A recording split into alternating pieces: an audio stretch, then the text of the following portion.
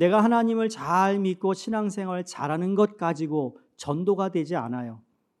내가 믿는 사람이나 믿지 않는 사람들과 살아가는 삶의 관계 속에서 내 삶을 통해 예수 그리스도가 보여지고 하나님의 영광이 드러나고 하나님께서 원하시는 것이 무엇인지를 믿지 않는 자들이 볼 때, 왜냐하면 똑같은 직장에서 일을 하고 같은 밥을 먹고 같은 트레인을 타고 출근을 한다 하는데 뭔가 이 사람에게 다른 모습이 있어요. 내가 갖지 않은 것 무언가를 가지고 있다는 것을 발견하게 된다는 거죠. 이 사람은 너무 정직해, 너무 착해.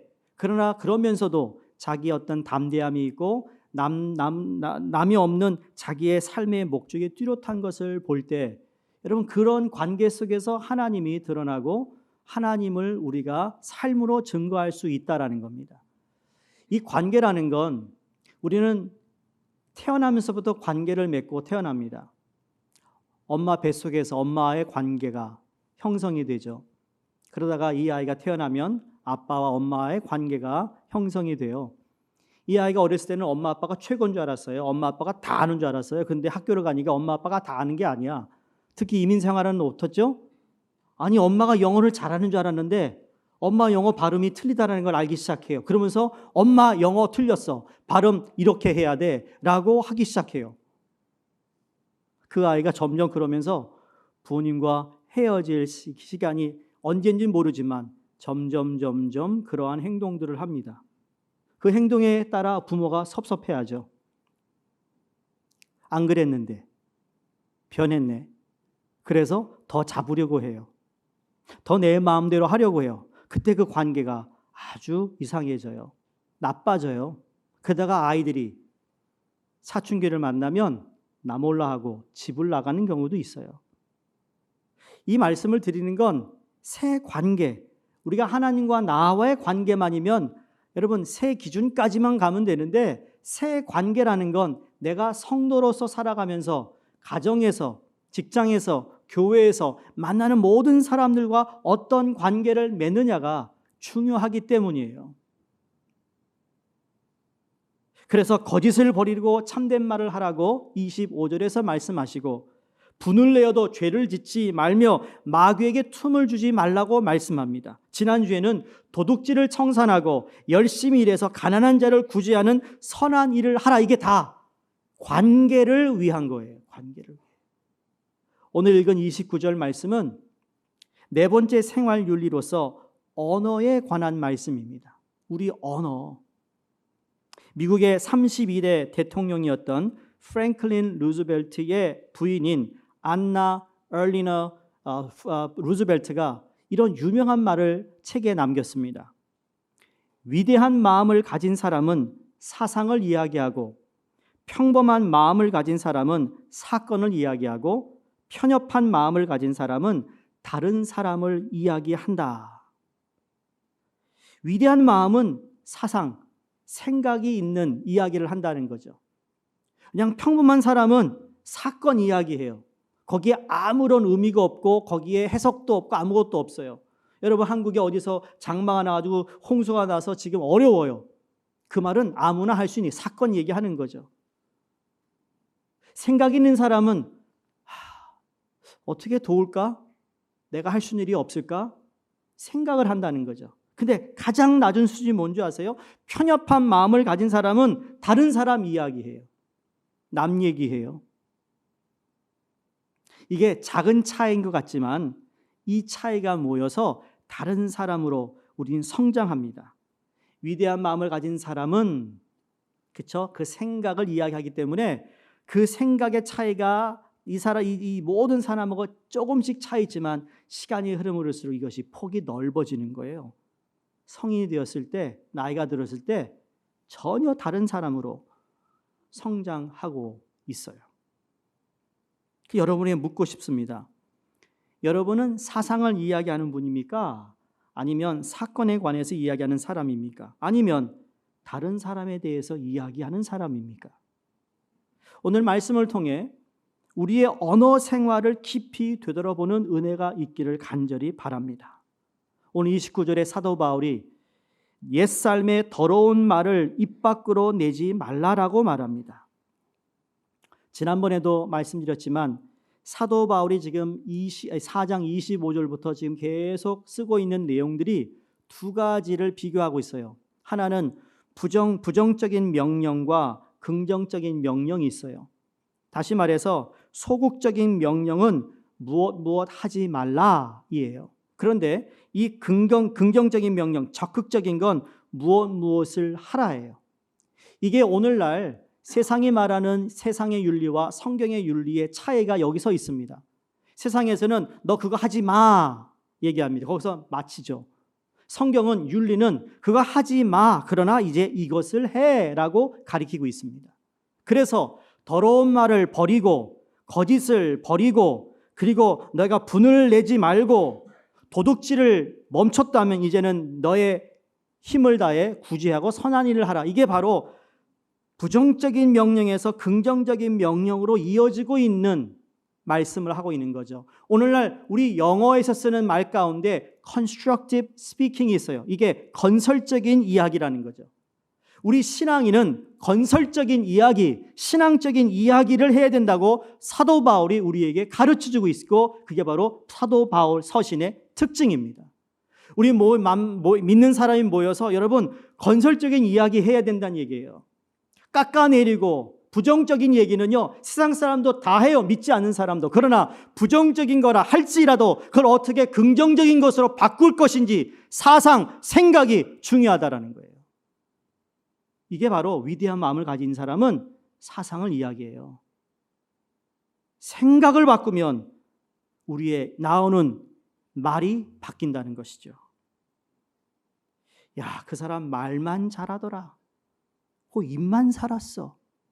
그런 말 들어보셨죠? 말만 잘해. 아유, 뭐였는데요? 말을 얼마나 잘하는지 몰라요. 근데 하나도 행동으로 이어지지 않아요. 진짜 입만 살았어. 여러분, 입만 사는 성도가 교회에 있어요? 없어요? 말 못하네. 그렇죠? 입만 살았어. 그런데 여러분, 말만 잘하는 것이 부끄러운 일이지만 말처럼 잘해야 하는 것도 없어요. 말 잘해야 돼요. 야고보서 3장 4절에 보시면 사람의 말, 혀를 큰 배의 키에 비유하지 않습니까? 이 말씀은 작은 키가 큰 배의 방향 또는 항해를 결정하는 것처럼 저와 여러분의 이 인간의 이 혀가 그 사람의 인생이라는 큰 배의 방향을 결정하는 능력이 있다는 것을 야고보에서 가르쳐주고 있습니다. 민수기 14장 28절에 너희 말이 내 귀에 들린 대로 내가 너희에게 행하리니. 하나님이 말씀하세요. 이스라엘 백성들에게 너희들이 한 말이 나의 귀에 들린 대로 내가 행할게 라고 말하고 있어요. 네가 원망 불평하면 그래, 원망 불평 그게 그대로 이어질 거야. 그러나 네가 감사와 기쁨과 정말 하나님 앞에서 찬양을 드리는 그것이 내게 들린다면 그대로 될지다 라고 말씀하고 있어요. 우리 하나님이 온 만물을 말씀으로 창조하셨습니다. 믿으시죠? 말씀으로 모든 만물을 창조하셨어요. 이 말은 하나님의 말에는 창조의 능력이 있다라는 의미입니다. 근데 그 하나님이 인간을 하나님의 형상대로 지었다고 말씀하고 있어요. 이 사실도 우리는 믿습니다. 근데 인간을 하나님의 형상대로 지으셨다라는 것은 인간도 그 말에 능력이 있다라는 것을 의미하고 있습니다. 우리는 창조는 할 수 없지만 그 말에 힘이 있다라는 거예요. 여러분과 저의 말에 능력이 있다라는 것을 여러분 한번 깊이 생각해 보시기 바랍니다. 과거에도 그렇고 많은 실험들이 있었잖아요. 말에 대해서. 어떤 실험이죠? 아주 단순한 거예요. 화초를 2개가 놔둬놓고 한 화초에는 매일 아침 아이고 이쁘다 이쁘다 이쁘다 이쁘다. 근데 다른 화초에 아이고 이 나쁜 놈, 이 못생겼니 이렇게 얘기하면 여러분 시간이 지나면 누가 시들어요? 예, 좋지 않은 말을. 그게 바로 말의 힘이에요. 이게 말의 힘이에요. 여러분, 내 격려의 말이 사람을 살리기도 하고 내 모욕의 말이 그 사람을 죽이기도 해요. 이것이 말의 능력인 것이죠. 신구약 성경에서 언어에 대한 아주 두 가지 아주 큰 사건이 있었습니다. 하나는 창세기 11장에 나오는 바벨탑의 사건이에요. 바벨탑의 사건은 다른 거 아닙니다. 사람이 하나님을 멀리하고 교만해졌을 때 그 언어가 타락합니다. 그러니까 우리가 어떤 말을 하느냐에 따라 말한 대로 되는 거예요. 오래전에 유재석이 말이에요. 그 무슨 프로 나왔는데 누가 작사 작곡한 곡인데 그게 히트를 쳤대잖아요. 말하는 대로. 네? 모르세요? 좀 구글 서치 좀 하세요. 좀 말하는 대로. 근데 그게 정확한 거예요. 말하는 대로 된다는 거예요. 말하는 대로. 우리 옆편을 보시고 좀 격려의 말을 하세요. 칭찬의 말을 하세요. 한번 할까요? 오늘 멋있습니다. 오늘 무슨 향수 뿌리셨나요? 오늘 목장 모임이다 보니까 오늘 좀 더 이렇게 세련되게 입고 나오신 것 같아요. 예배 겸 야외 겸.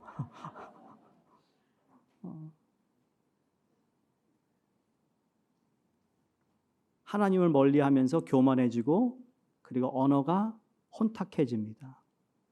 하나님을 멀리하면 말이죠. 내 입의 언어가 바뀐다고요.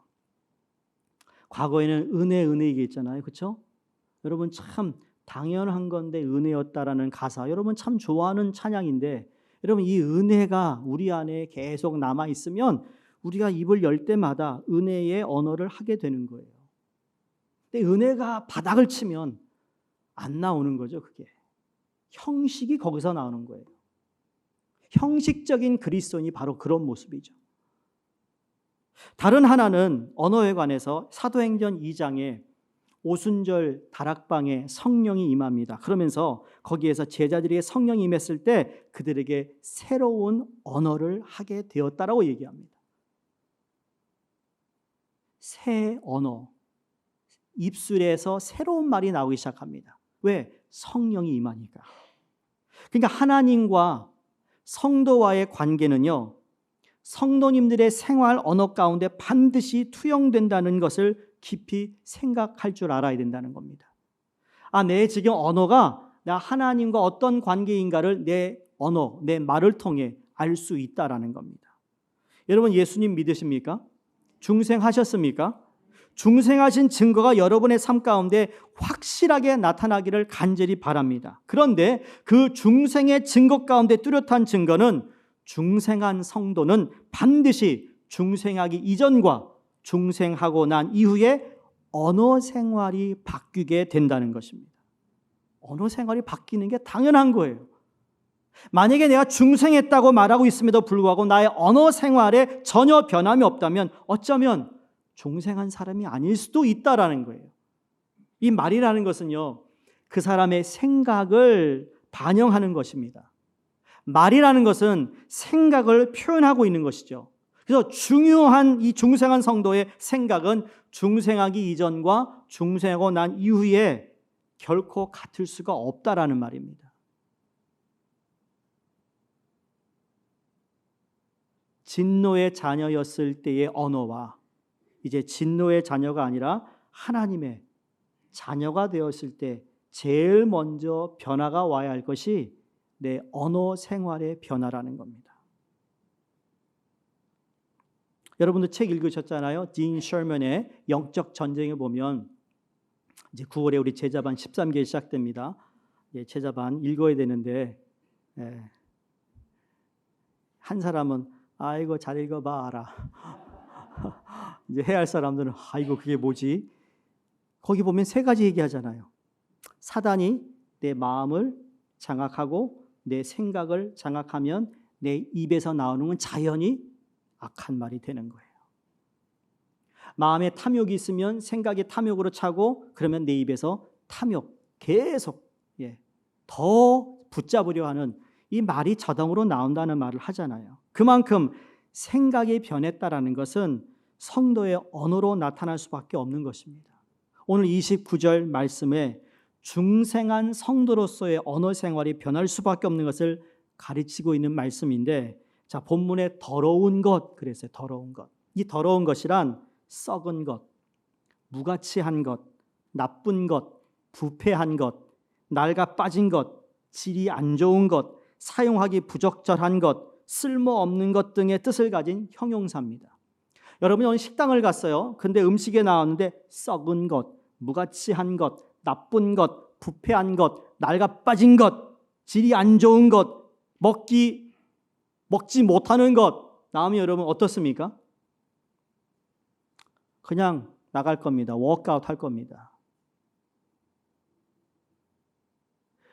오늘 이 말씀 더러운 것이라는 것을 세 성경 번역을 여러분의 참고로 올려드리는데 보세요. 현대어 번역에서는 악담하지 말라로 번역합니다.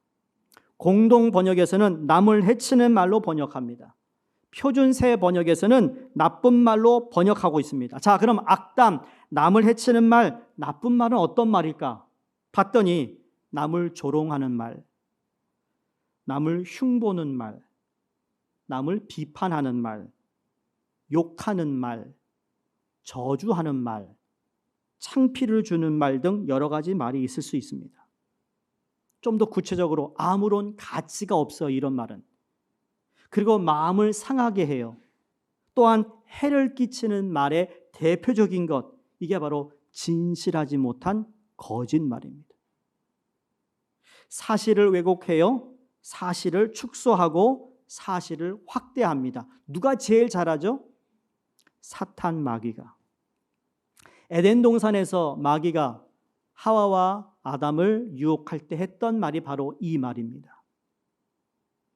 하나님을 슬쩍 얘기하면서 하나님의 마음이 없는 말을 축소하고 하나님이 하지 않는 말을 확대해서 했어요.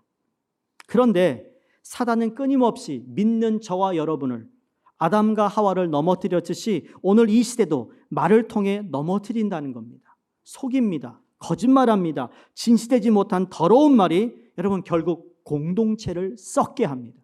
공동체를 파괴합니다. 공동체를 오염시킵니다. 다시 복습해 볼까요? 자, 새 생명을 얻은 사람이 주어진 게 뭐라고 그랬죠? 새 공동체, 그리고 새 기준, 새 관계인데, 자, 우리가 하는 말이 진실된 말이 아니에요. 거짓을 얘기한다면 그게 우리에게 주어진 새 공동체에 들어왔을 때 새 공동체가 불이익을 당하는 거예요. 그 관계 때문에, 그 말 때문에 관계가 어그러지고, 그 관계가 어그러지면 그 공동체가 어려움을 당하는 건 당연한 거예요. 사랑하는 성도님들, 우리 말, 그럼 어떤 말을 버려야 할까? 더러운 말을 어떻게 버려야 될까? 여러분, 세 가지를 여러분 버릴 수 있기를 바랍니다. 할 말이 많은데 나도 세 가지만 버렸으면 좋겠어요. 첫 번째, 말 많이 하는 것 좀 버리세요. 전화만 들면 1시간, 2시간. 뭐 이렇게 할 말이 많아? 용건만 간단히 몰라요? 옛날에 한국에서 잘할 때 용건만 간단히. 오늘 요새 젊은 세대들은 용건만 간단히 안 해요. 전화 안 해, 전화 자체를. 메시지를 하니까 이게 지금 이 30대 이렇게 초반과 밑은 이 전화 같은 걸 안 해. 그러니까 이게 적용이 안 될 수도 있는데, 여러분 우리 40대 이상은 다 전화거든. 전화에 편하거든. 목소리를 들어야 되겠거든. 오해 소지가 있나 없나 들어봐야 돼, 목소리를. 말 많이 하는 거 버리시기 바랍니다. 제가 존경하는 반하퍼 목사님이 이런 말씀합니다. 혀를 멈추는 것은 영적 고요함의 결과이다. 혀를 멈추는 것은 영적 고요함의 결과다. 혀를 지나치게 놀리면서 고요한 영혼을 지킬 수 없다라는 말입니다. 혀를 지나치게 놀리면 영혼이 요동친다는 거예요. 반대로 고요한 사람은 하나님을 신뢰하는 사람입니다. 내 영혼이 편안을 우리가 유지한다는 것은요, 하나님과의 영적 어떤 관계 속에서, 그래서 어떤 일이 들리고 어떤 일을 만나도 하나님을 신뢰해요. 함부로 입을 열어가지고 사람들에게 전달하지 않고 사람들에게 하소연하지 않는다는, 그게 하나님을 신뢰하는 사람의 입이라는 거예요. 하나님을 믿기에 하나님은 아시죠. 하나님, 난 참 억울한데 하나님은 아세요. 하나님의 때가 되면 다 밝혀지게 돼 있어요. 비밀은 없거든. 사실은 밝혀지게 돼 있어요. 성도님들, 말 많이 하는 거 버리시기 바랍니다. 아니, 하루 종일 대여섯 마디만 하는 분은 말을 많이 하셔야 되는데 그 외에 하는 분들은 말을 좀 줄이셔야 된다는 거죠. 두 번째, 다른 사람 말하는 것을 버리시기 바랍니다. 다른 사람 말. 잠언서 18장 8절에 헐뜯기를 잘하는 사람의 말은 마시는 음식과 같아서 뱃속 깊은 곳으로 내려간다는 말이 있습니다. 이게 무슨 의미일까요? 여러분, 늦은 밤에 먹는 라면 얼마나 맛있습니까? 그게 깊이 내려가요. 그래서 살쪄요. 그 다음날 퉁퉁 부어요. 근데 먹을 때 너무 좋은 거야. 이게 다른 사람 말할 때 너무너무 맛있어. 그것도 칭찬하면서 1시간 얘기하는 게 아니에요. 여러분, 칭찬을 1시간 동안 통화한 분 계세요? 이거 기네스북에 올라가야 돼요. 근데 절대로 칭찬하면서 1시간 동안 통화하지 않거든요. 어찌해 보았으면 옛날에도 이게 똑같은 거예요. 과거에도 남 얘기하는 거 좋아하는 사람은요, 시간 가는 줄 모르고 얘기하고 밤 야식과도 같은 거예요.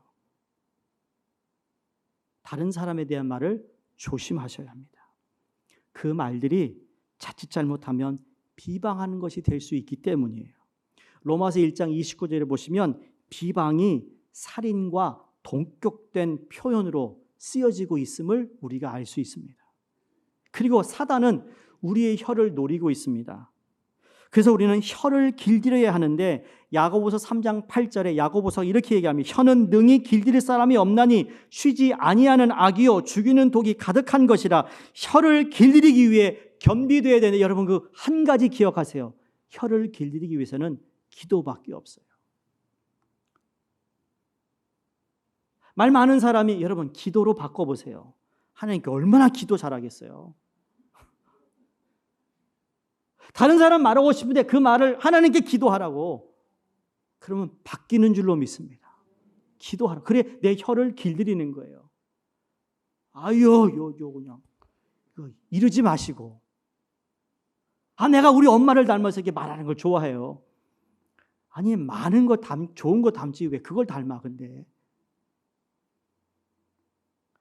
오죽했으면 다윗이 시편 141편 3절에 이렇게 고백해요. 여호와여, 내 입 앞에 파수꾼을 세우시고 내 입술의 문을 지키소서. 아멘입니까? 이게 여러분의 기도가 되었으면 좋겠어요. 하물며 다윗도 이런 기도를 했는데 우리는 얼마나 더 많은 기도를 해야 하지 않겠느냐라는 겁니다. 세 번째, 헛된 말을 버리시길 바랍니다. 말하고서 지키지 못하는 말 있잖아요. 때로는 내가 말했는데 정말 지킬 수 없을 때가 있어요. 그건 뭐 어쩔 수 없겠지만 그냥 형식적으로 답하는 말 있죠. 내일 우리 모임인데 와줘? 오죠? 그러면 네. 근데 안 와. 이거 했으면 좋겠는데 이거 합시다. 네. 뭐만 살았어요?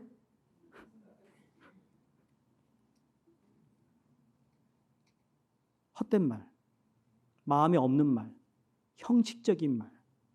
저는 그래서 여러분이 안녕하세요 인사할 때도요, 정말 마음을 다해서 안녕했으면 좋겠습니다.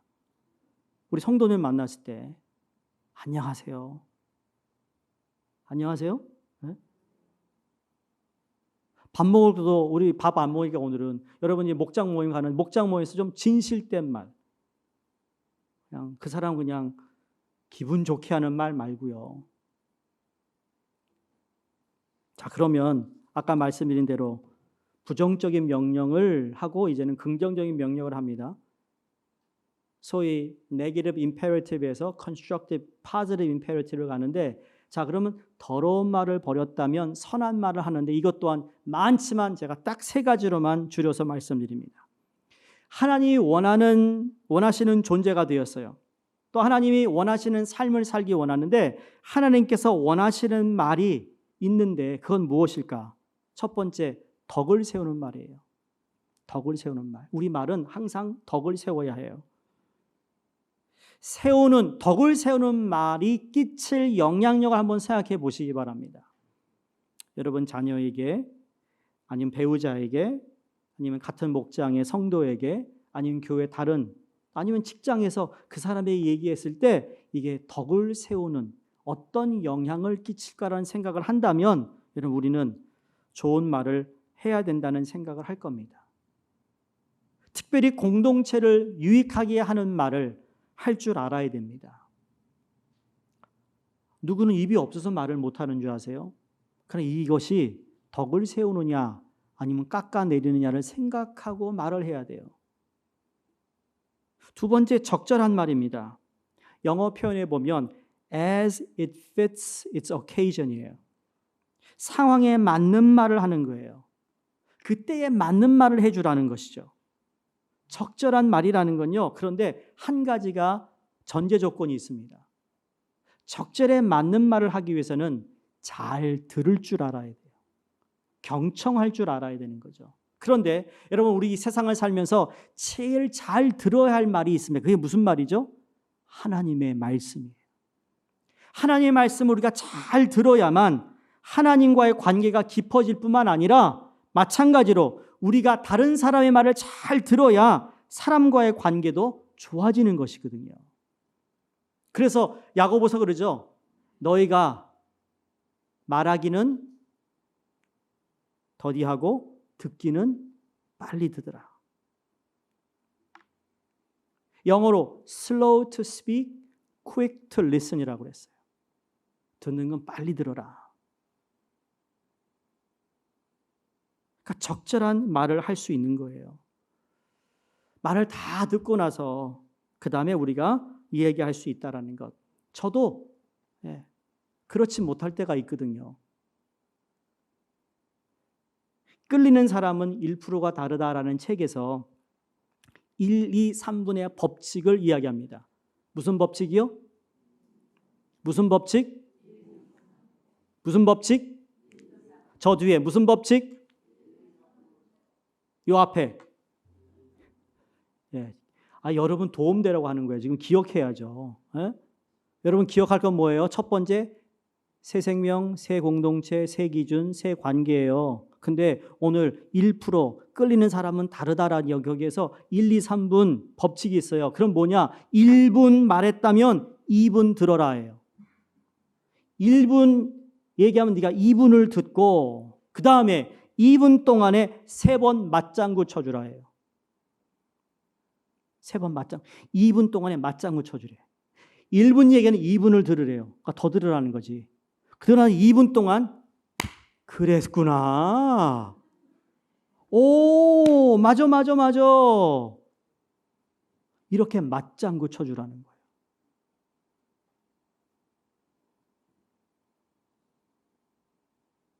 우리가 끌리는 사람이 되고 안 되고가 아니고요.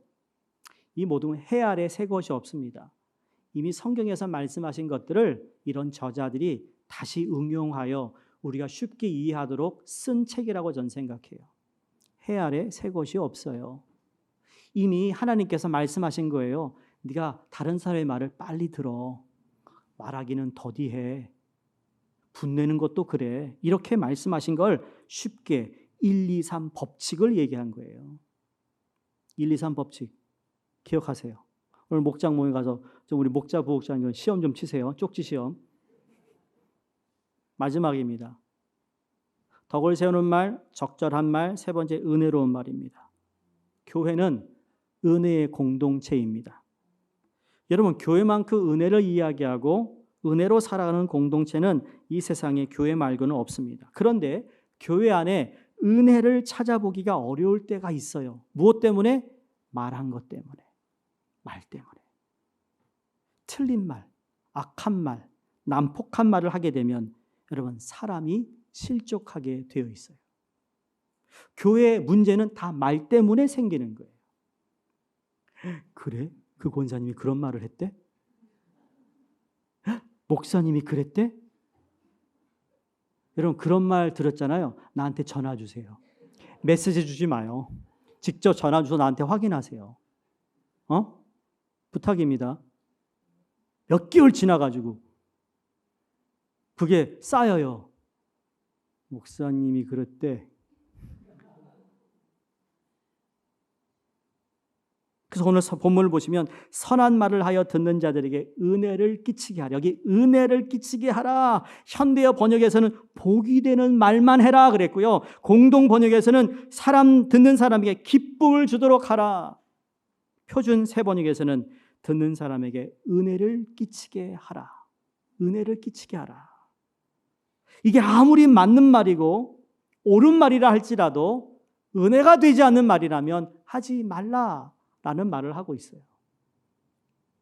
우리 바른 말 잘하고 옳은 말 잘하고 뭐가 틀리고 그런지를 알잖아요. 그런데 그 가운데서 이게 은혜가 되는지 안 되는지.